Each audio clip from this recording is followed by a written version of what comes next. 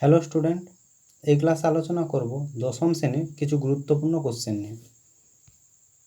তো প্রথমের কোশ্চেনে বলেছে প্রতিটি জৈব পদার্থের মূল উপাদান কোনটি?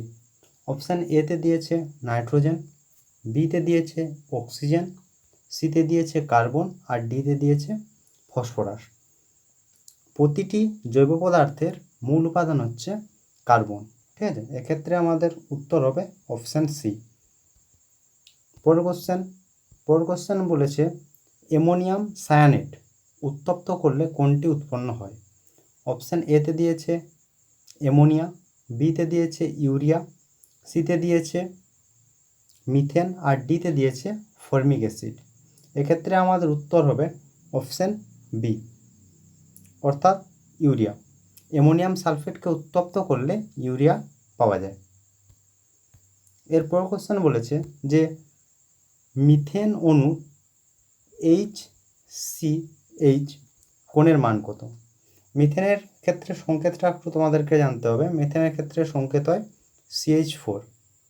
ঠিক আছে, অপশানগুলো যেগুলো আছে 109 ডিগ্রি 28 মিনিট, তারপর আছে 109 ডিগ্রি, তারপর আছে 190 ডিগ্রি 28 মিনিট, আর ডিতে দিয়েছে 180 ডিগ্রি। এক্ষেত্রে উত্তর হবে আমাদের অপশান এ, 109 ডিগ্রি 28 মিনিট। এরপর কোশ্চেন বলেছে সরলতম হাইড্রোকার্বন কোনটি?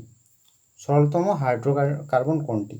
অপশানগুলো একটু দেখে নাও তোমরা। অপশান এতে দিয়েছে C2H4, বিতে দিয়েছে CH4, সিতে দিয়েছে C2H2 আর ডিতে দিয়েছে C2H6। এক্ষেত্রে আমাদের উত্তর হবে অপশান বি, অর্থাৎ মিথেন হচ্ছে আমাদের সঠিক উত্তর। ঠিক আছে, সরলতম হাইড্রোকার্বন হচ্ছে কি মিথেন, CH4। ঠিক আছে, CH4 হচ্ছে আমাদের সঠিক উত্তর। তারপরে আরেকটা জিনিস তোমাদেরকে মনে রাখতে হবে, C2H6 হচ্ছে সম্পৃক্ত হাইড্রোকার্বন। তাহলে হচ্ছে কি C2H6।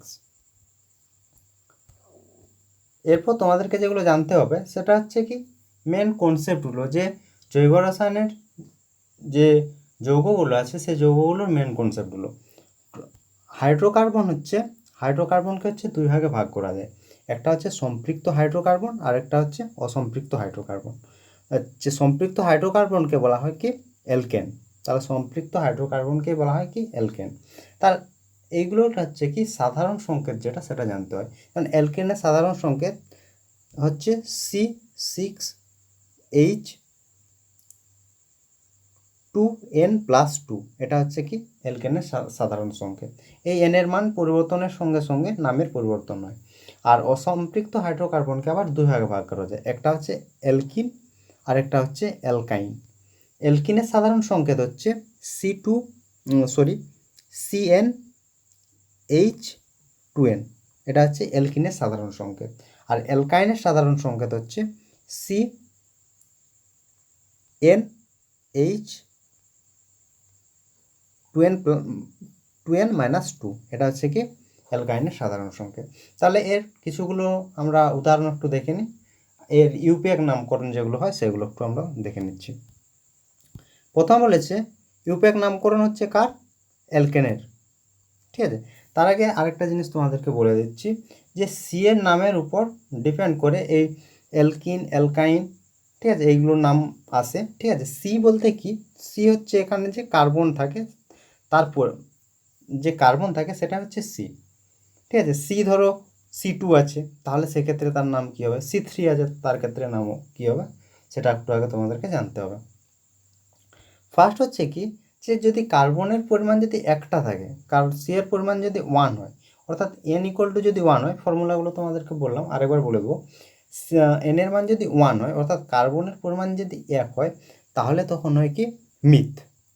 ঠিক আছে, যদি 2 থাকে কার্বনের পরিমাণ তখন হয় ইথ, আর যখন 3 থাকে তখন হয় প্রোপ, আর যদি 4 থাকে হয় তখন বিউট। ঠিক আছে, তাহলে প্রথমে বলি যে আমরা এখন আলোচনা করব হচ্ছে অ্যালকেন নিয়ে।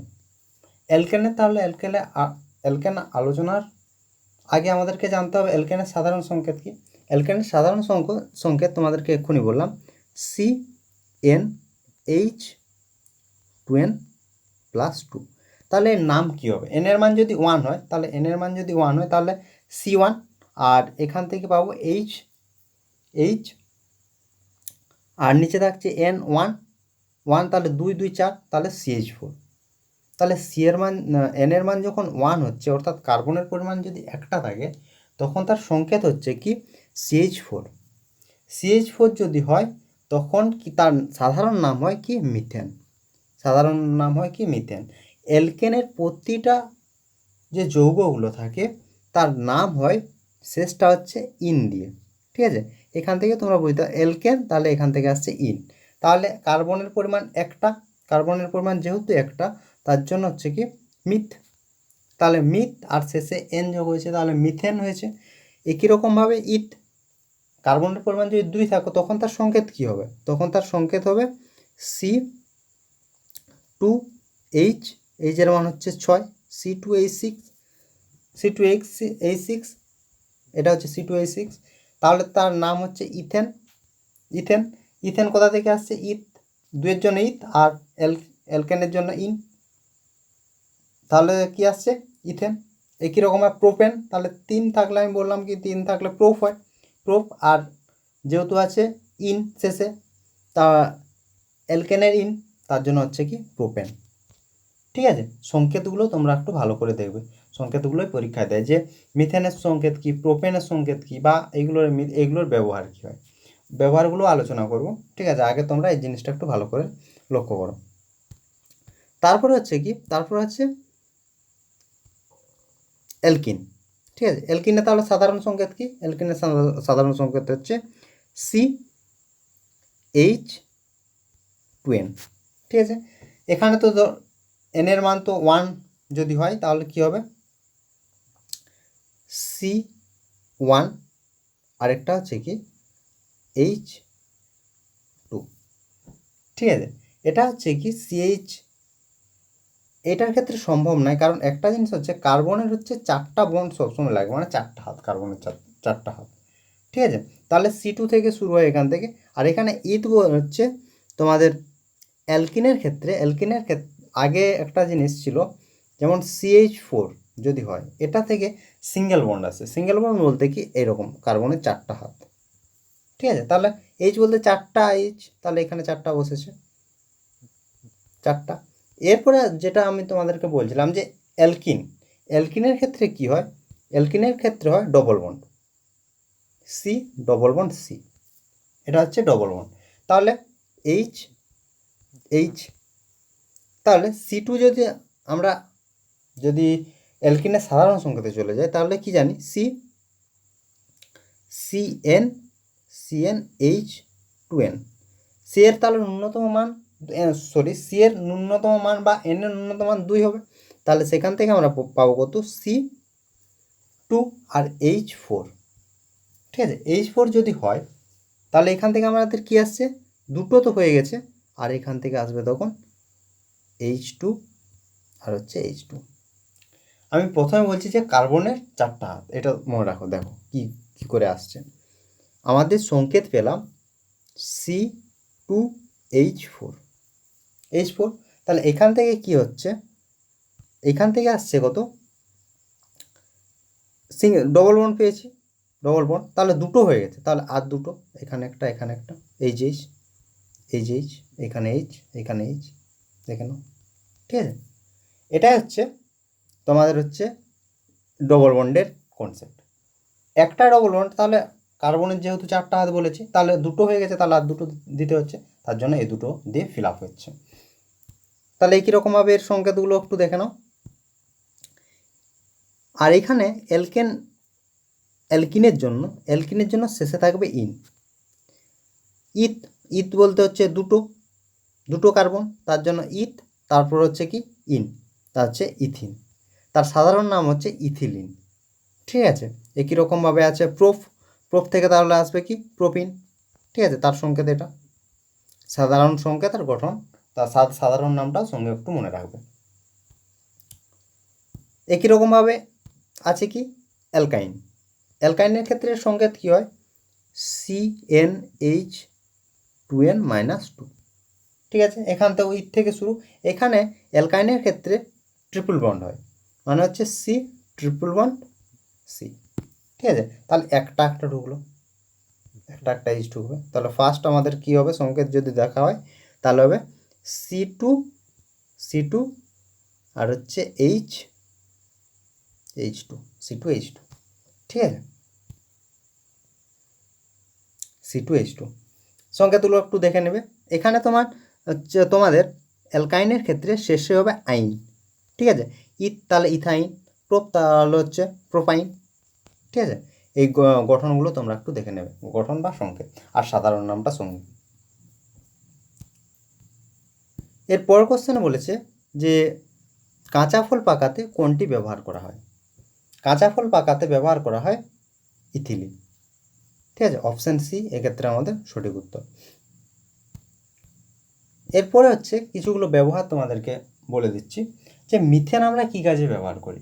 পরে যে ব্যবহারগুলো বলছি এগুলো পরে আরেকবার ভালোভাবে আলোচনা করে দেবো, আজ একটু সংক্ষেপে আলোচনা করছি। মিথেন আমরা ব্যবহার করি প্রধানত হচ্ছে জ্বালানি রূপে, হাইড্রোজেন গ্যাসের পণ্য উৎপাদনে এবং কার্বন ব্ল্যাক প্রস্তুতিতে ব্যবহার করা হয়। ঠিক আছে, ইথিলিন ব্যবহার করা হচ্ছে, এখনই বললাম যে ফল পাকানোর জন্য ব্যবহার করা হয়, ফল সংরক্ষণ এবং পলিথিন নামক প্লাস্টিক উৎপাদনে ব্যবহৃত হয়। আর অ্যাসিটিলিন কী কাজে ব্যবহার করা হয়, কার্বাইড বাতিতে উজ্জ্বল আলোক সৃষ্টির জন্য এবং ঝালাইয়ের কাজে অক্সিঅ্যাসিটিলিন শিখা সৃষ্টির জন্য ব্যবহৃত হয়। যতগুলো ব্যবহার আছে ব্যবহারগুলো তোমরা একটু দেখে নেবে। ঠিক আছে, মিথেন তাহলে কী কাজে ব্যবহার করা হচ্ছে, জ্বালানির কাজে ব্যবহার করা হচ্ছে, হাইড্রোজেন গ্যাসের পণ্য উৎপাদনে ব্যবহার করা হচ্ছে, আর কার্বন ব্ল্যাক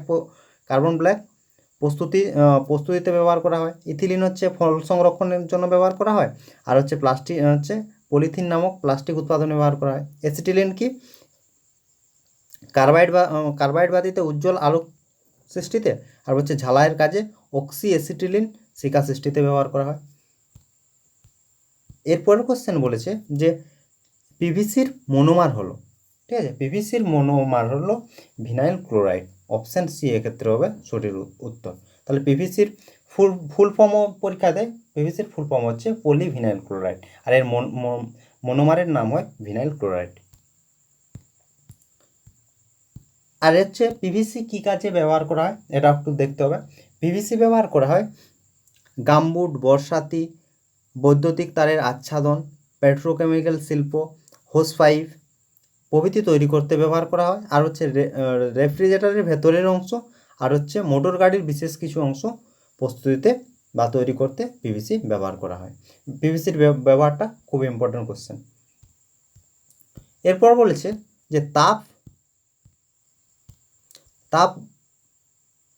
তাপ উৎপাদন জ্বালানি রূপে ব্যবহৃত হয়। ঠিক আছে, এটা তোমাদেরকে এক্ষুনি বললাম যে তাপ উৎপন্ন করতে কি ব্যবহার করা হয়, এটা হচ্ছে মিথেন ব্যবহার করা হয়। অপশান বি হচ্ছে এক্ষেত্রে আমাদের সঠিক উত্তর। এরপর কোশ্চেনে বলেছে নিচের কোনটি প্রাকৃতিক পলিমার। ঠিক আছে, প্রাকৃতিক পলিমার হচ্ছে অপশান সি হচ্ছে নিউক্লিক অ্যাসিড হচ্ছে প্রাকৃতিক পলিমার। এরপর হচ্ছে পলিথিন সম্বন্ধে একটু বলেছি যে পলিথিন কি, পলিথিন হলো এক ধরনের প্লাস্টিক জাতীয় পদার্থ।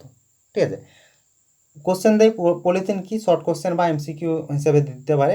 আর হচ্ছে পলিথিনের ব্যবহারটা ভালো করে জানতে হবে। যদিও আমরা সবাই জানি কী কাজে ব্যবহার করি, যে পলিথিন ছাড়া আমাদের মানে দৈনন্দিন যে পরিমাণ জিনিসের প্রয়োজন প্রতি ক্ষেত্রে পলিথিন লাগে আমাদের। ঠিক আছে, একটু ব্যবহারটা একটু দেখে নাও। কী বলেছে যে এটি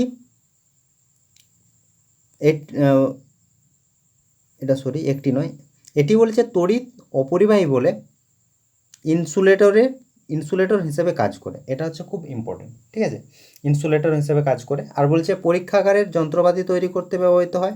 এছাড়া হচ্ছে গৃহস্থলীর কাজে ব্যবহৃত অনেক জিনিস যেমন হচ্ছে টেবিলের ঢাকনা, খেলনা প্রভৃতি প্রস্তুতিতে ব্যবহার করা হয়। এছাড়া হচ্ছে খাদ্যদ্রব্য এবং সিমেন্টের সংরক্ষণের বস্তা, বৈদ্যুতিক তারে আচ্ছাদন, বড় ড্রাম, হচ্ছে বোতল প্রভৃতি প্রস্তুতিতে ব্যবহার করা হয়। পলিথিন ব্যবহারটা আমরা সবাই জানি, না পড়লেও আমরা পরীক্ষায় লিখতে পারবো। কিন্তু এখানে একটা যেটা লাগে সেটা হচ্ছে, যেহেতু পলিথিন হচ্ছে তড়িতের অপরিবাহী, তার জন্য হচ্ছে ইনসুলেটর হিসেবে ব্যবহার করা হয়। এটা তোমরা একটু মনে রাখবে। আর বাকি যদি পলিথিনের ব্যবহার পড়ে আমরা সবাই লিখতে পারবো আশা করি। পরের কোশ্চেন হচ্ছে ফ্লাইং প্যান তৈরি করতে ব্যবহার করা হয়। এটা হচ্ছে এক্ষেত্রে উত্তর হবে অপশান সি, হচ্ছে টেফলন। ঠিক আছে, অপশান সি হচ্ছে টেফলন। বাকিগুলো পলিথিনের ব্যবহার বলে দিলাম, পিভিসির ব্যবহার বলে দিলাম, লাইলনের ব্যবহার তো আশা করি নিজের থেকে তোমরা করতে পারবে, পরের ক্লাসে লাইলনের ব্যবহারটাও বলে দেবো।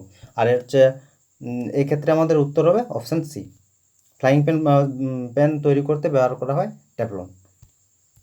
এরপর কোশ্চেন বলেছে যে ভিনিগার প্রস্তুত করতে ব্যবহার করা হয়। ভিনিগার প্রস্তুত করতে ব্যবহার করা হয় যে acetic acid, option C. Vinegar প্রস্তুত করতে ব্যবহার করা হয় অ্যাসিটিক অ্যাসিড। আশা করি আজকের ক্লাস তোমরা বুঝতে পেরেছো। যদি তোমাদের কোনো কোশ্চেন থাকে তাহলে তোমরা এই হোয়াটসঅ্যাপ নাম্বারে আমাকে হোয়াটসঅ্যাপ করে জানাতে পারো বা কমেন্ট করে জানাতে পারো। তো আজ এই পর্যন্তই, তোমরা সবাই ভালো থেকো, বাই বাই।